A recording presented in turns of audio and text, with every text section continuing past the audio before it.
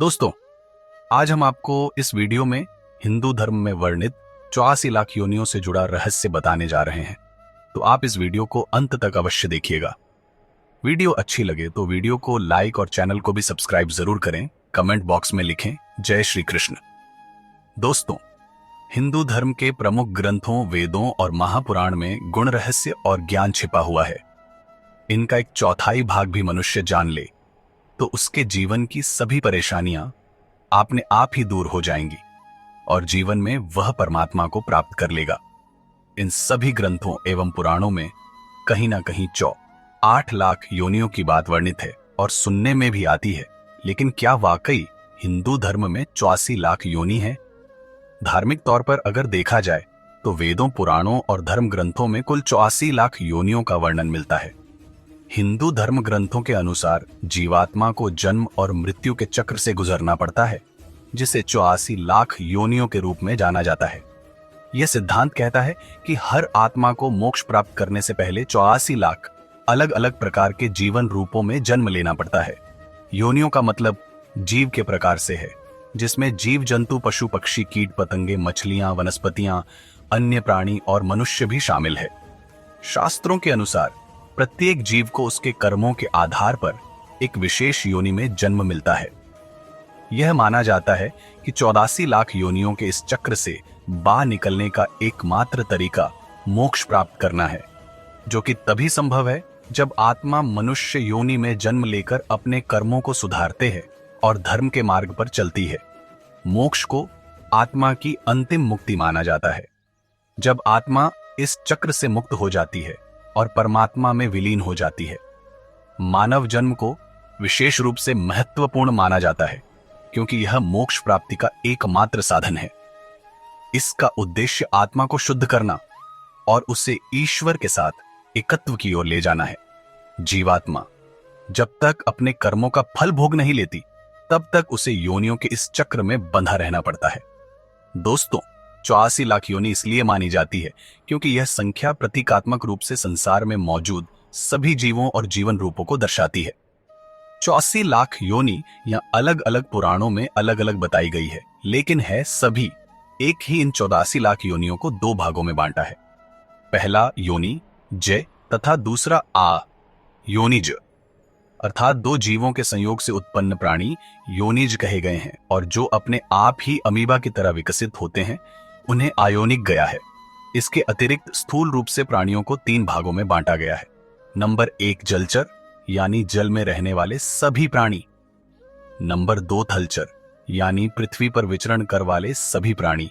और नंबर 3 नभचर, यानी आकाश में विहार करने वाले सभी प्राणी। इन 3 प्रमुख प्रकारों के अंतर्गत मुख्य प्रकार होते हैं। अर्थात 84 लाख योनियों में प्रारंभ में इन 4 वर्गों में बांटा जा सकता है। नंबर 1 जरायुज, यह वे जीव होते हैं जो गर्भ के माध्यम से जन्म लेते हैं। उदाहरण स्वरूप मनुष्य, गाय, कुत्ते, बिल्ली, हाथी और अन्य स्तनधारी प्राणी। यह योनि गर्भ के भीतर विकसित होने वाले जीवों को इंगित करती है। नंबर 2 अंडज, इन जीवों का जन्म अंडे से होता है। उदाहरण स्वरूप पक्षी, सांप, मछली और अन्य अंडज जीव शामिल है। नंबर 3 स्वेदज, इन जीवों का जन्म पसीने या गंदगी से होता है। उदाहरण जैसे कीड़े, मकोड़े, छोटे जीवाणु और अन्य सूक्ष्म जीव। स्वेद जीवों का उल्लेख शास्त्रों में प्राकृतिक रूप से उत्पन्न होने वाले जीवों के रूप में किया गया है। और नंबर 4 उभय जीव, पेड़ पौधों और वनस्पतियों की श्रेणी में आते हैं। उदाहरण के रूप में वृक्ष, पौधे और अन्य वनस्पतियां यह पृथ्वी से अंकुरित होकर उत्पन्न होते हैं। दोस्तों, 84 लाख योनियों का वर्णन पद्म पुराण में भी मिलता है। पद्म पुराण महर्षि वेदव्यास जी द्वारा रचित एक पुराण ग्रंथ है। पद्म पुराण में यह माना गया है कि हर प्राणी का उसके कर्मों के अनुसार ही अगला जन्म होता है। व्यक्ति के उच्च कर्म ही उसे इन जन्म मरण के चक्र से मुक्त कर सकते हैं। पद्म पुराण के वर्णित एक श्लोक के द्वारा यह पता लगाया जा सकता है कि 84 लाख योनियों कौन कौन सी है।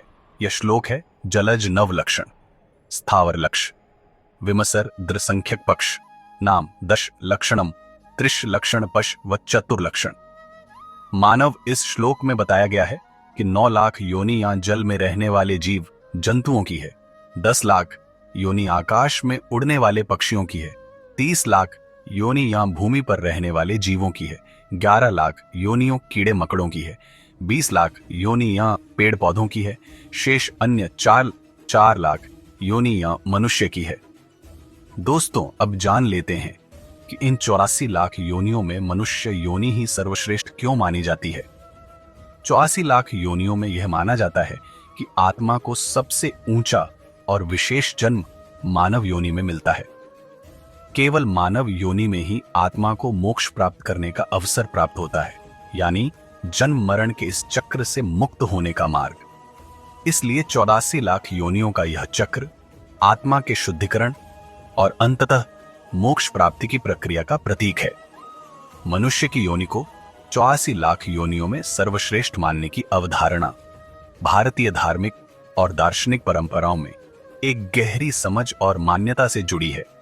यह विचार विशेष रूप से हिंदू धर्म, बौद्ध धर्म और जैन धर्म में देखा जाता है, जो जीवन के विभिन्न रूपों और उनकी महत्वता पर विचार करते हैं। आइए इस विषय पर विस्तार से चर्चा करते हैं। मनुष्य की योनि को सर्वश्रेष्ठ मानने के पीछे एक महत्वपूर्ण कारण है कि यह आत्मा के लिए सबसे उपयुक्त स्थिति प्रदान करती है। भारतीय दार्शनिकों के अनुसार मानव जीवन को आध्यात्मिक उन्नति और मोक्ष की प्राप्ति के लिए सबसे आदर्श माना जाता है। यह जीवन की अनूठी स्थिति है जहां मानव कर्म, धर्म और मोक्ष की दिशा में प्रगति कर सकता है। मनुष्य योनि में व्यक्ति को सोचने, समझने और अपने कर्मों का मूल्यांकन करने की अद्वितीय क्षमता होती है। मानव बुद्धि और विवेक की क्षमता उसे ध्यान साधना और आत्मज्ञान की ओर मार्गदर्शन करती है। अन्य योनियों में जैसे कि पशु पक्षी या कीट, इनमें क्षमताओं की कमी होती है, जिससे वे आत्मिक उन्नति के अवसरों से वंचित रह जाते हैं। हिंदू धर्म के अनुसार जीवन की प्रत्येक योनि में आत्मा अपने पिछले कर्मों का फल भोग है। मनुष्य योनि में व्यक्ति को अपने कर्मों का प्रत्यक्ष अनुभव होता है और वह उन्हें सुधारने की कोशिश कर सकता है। यह स्थिति उससे अपनी आत्मा के विकास के लिए अधिक अवसर देती है। मनुष्य योनि में धर्म और नैतिकता का पालन करना संभव होता है। धर्म को समझना, उसके सिद्धांतों को अपनाना और समाज के साथ एक नैतिक जीवन जीना, यह सभी मनुष्य के जीवन के महत्वपूर्ण पहलू है। अन्य योनियों में नैतिकता का पालन करना उतना स्पष्ट या संभव नहीं होता। मनुष्य योनि में सामाजिक और सांस्कृतिक विकास की भी संभावना अधिक होती है। मानव समाज ने कला, विज्ञान, साहित्य और विभिन्न संस्कृतियों का विकास किया है, जो केवल मनुष्य योनि में ही संभव हो पाया है। यह सामाजिक संरचनाएं और सांस्कृतिक धरोहर आत्मिक और बौद्धिक विकास को प्रोत्साहित करती है। भौतिक संसार में रहते हुए आध्यात्मिक साधना करने का अवसर केवल मनुष्य योनि में मिलता है। योग, ध्यान और ध्यान की अन्य विधियां केवल मनुष्यों के लिए विकसित की गई हैं। यह साधन आत्मा के साथ एक गहरी और सच्ची समझ स्थापित करने में सहायक होते हैं। मनुष्य योनि में सृजनात्मकता और नवाचार की अद्वितीय क्षमता होती है। मानव मस्तिष्क की विशेषताओं के कारण मानव नए विचार, तकनीकें और समाधान का विकास कर सकता है। यह विकास आत्मिक उन्नति और जीवन के उच्च उद्देश्यों की ओर ले जाता है। मनुष्य योनि में सामाजिक संबंधों और सहयोग की भावना को विकसित किया जाता है। प्रेम, मित्रता और पारिवारिक संबंधों के माध्यम से व्यक्ति एक पूर्ण और संतुलित जीवन जीने की दिशा में आगे बढ़ता है। यह सामाजिक ढांचा और सहयोग की भावना अन्य योनियों में उतनी स्पष्ट नहीं होती। मनुष्य के पास ज्ञान प्राप्त करने और शिक्षा के माध्यम से आत्मा के रहस्यों को समझने का अवसर होता है। शैक्षिक और दार्शनिक विकास मनुष्य को आत्मा की गहराई और जीवन के उद्देश्य को समझने में मदद करता है। यह स्थिति अन्य योनियों में उपलब्ध नहीं होती है। मनुष्य योनि में नैतिक और आध्यात्मिक जिम्मेदारियों का पालन करना एक महत्वपूर्ण पहल है। यह जिम्मेदारियां व्यक्ति को जीवन के सही मार्ग पर ले जाती है और उसे मोक्ष की ओर मार्गदर्शन करती है। अन्य योनियों में नैतिक जिम्मेदारियों का पालन और मोक्ष की दिशा में प्रगति संभव नहीं होती। दोस्तों, मनुष्य योनि को 84 लाख योनियों में सर्वश्रेष्ठ मानने का विचार एक गहरी आध्यात्मिक और दार्शनिक समझ से जुड़ा है। यह जीवन के अद्वितीय अवसरों, साधना और आत्मिक उन्नति की संभावनाओं को उजागर करता है। मनुष्य जीवन को आध्यात्मिक विकास, नैतिकता और ज्ञान की दिशा में एक विशेष स्थिति प्रदान की जाती है जो अन्य योनियों में प्राप्त नहीं हो सकती। इसी दृष्टिकोण से मनुष्य योनि वास्तव में अद्वितीय और सर्वश्रेष्ठ है। इन 84 लाख योनियों से मोक्ष कैसे प्राप्त करें दोस्तों? 84 लाख योनियों से मोक्ष प्राप्त करने की अवधारणा भारतीय धार्मिक परंपराओं में आत्मा के पुनर्जन्म के चक्र और उसकी मुक्ति के मार्ग को समझाने के लिए है। इस अवधारणा के अनुसार आत्मा को विभिन्न योनियों में कई जन्म लेने के बाद मोक्ष की प्राप्ति होती है। मोक्ष प्राप्ति के लिए आप यह उपाय अवश्य ही करें। नंबर 1, ध्यान और योग। नियमित ध्यान द्वारा आत्मा की शांति और ध्यान केंद्रित किया जाता है। यह आत्मा को आंतरिक और बाहरी संसार से जुड़ी भ्रांतियों से मुक्त करता है। ध्यान के माध्यम से आत्मा की वास्तविकता को समझने में मदद मिलती है। योग की विभिन्न विधियां जैसे कि राजयोग, कर्मयोग और भक्ति योग आत्मा की उन्नति और मोक्ष की दिशा में मददगार साबित होती है। योग के माध्यम से मन, शरीर और आत्मा की शुद्धि होती है। नंबर 2, आध्यात्मिक ज्ञान और अध्ययन। हिंदू धर्म के ग्रंथ जैसे कि वेद, उपनिषद, भगवद गीता आदि मोक्ष की प्राप्ति के लिए महत्वपूर्ण मार्गदर्शक होते हैं। इन ग्रंथों का अध्ययन करके आत्मा की वास्तविकता और जीवन के उद्देश्य को समझा जा सकता है। सच्चे ज्ञान के माध्यम से आत्मा की स्वाभाविक प्रकृति और परमात्मा के साथ एकता को समझना मोक्ष प्राप्ति की दिशा में महत्वपूर्ण होता है। नंबर 3, कर्म और धर्म का पालन। अपने कर्मों को सही और नैतिक रूप से करना अत्यंत महत्वपूर्ण है। अच्छे कर्म और धर्म के पालन से आत्मा का कर्म पत्र शुद्ध होता है और उसके मोक्ष की प्राप्ति की संभावना बढ़ जाती है। समाज की सेवा और निस्वार्थ कार्य करना भी मोक्ष की दिशा में एक महत्वपूर्ण कदम है। नंबर 4, भक्ति और भगवान की पूजा। ईश्वर के प्रति सच्ची भक्ति और प्रेम मोक्ष प्राप्ति का एक प्रमुख मार्ग है। भक्ति के माध्यम से आत्मा को शुद्ध किया जाता है और ईश्वर के साथ एकता की अनुभूति होती है। नियमित पूजा अनुष्ठान और धार्मिक कर्म आत्मा को आध्यात्मिक उन्नति की ओर ले जाते हैं। नंबर 5, आत्मनिरीक्षण और स्वयं पर नियंत्रण। आत्मनिरीक्षण और आत्मज्ञान से व्यक्ति अपने वास्तविक स्वरूप को पहचान सकता है। यह आत्मा की वास्तविकता और मोक्ष की दिशा में मदद करता है। मन और इंद्रियों पर नियंत्रण रखना भी मोक्ष की प्राप्ति में सहायक होता है। नंबर 6, गुरु का मार्गदर्शन। एक योग्य गुरु। गुरु के मार्गदर्शन से व्यक्ति आध्यात्मिक पथ पर सही दिशा में अग्रसर हो सकता है। नंबर 7, कर्मयोग। कर्मयोग के सिद्धांत के अनुसार व्यक्ति को सभी कर्म फल की इच्छा से मुक्त होकर करने चाहिए। ऐसा करने से आत्मा कर्मों के बंधनों से मुक्त होती है और मोक्ष की दिशा में अग्रसर होती है। 84 लाख योनियों से मोक्ष प्राप्त करना एक गहन और व्यक्तिगत प्रक्रिया है जो आत्मा की आत्मिक उन्नति और शुद्धता से जुड़ी है। इस प्रक्रिया में ध्यान, ज्ञान, अच्छे कर्म, भक्ति और गुरु के मार्गदर्शन का महत्वपूर्ण योगदान होता है। अंततः मोक्ष प्राप्ति के लिए आत्मा की वास्तविकता को समझना और संसार के बंधनों से मुक्ति प्राप्त करना आवश्यक है।